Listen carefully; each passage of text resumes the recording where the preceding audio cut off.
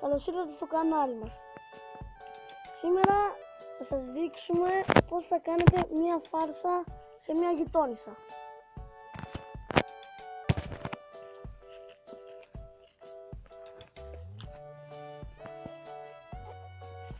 Φτάνουμε.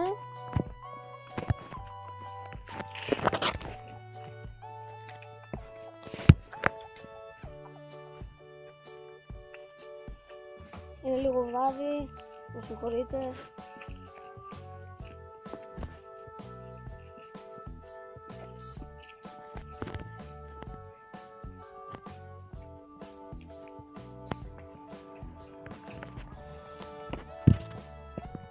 Το ένα, το δύο, το τρία.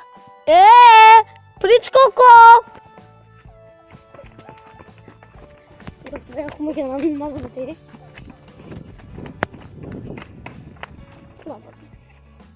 Αυτή είναι μια καλή φάρσα που πετυχαίνει σχεδόν πάντα. Γεια σας, σας εύχομαι ένα καλό και ήρεμο καλοκαίρι.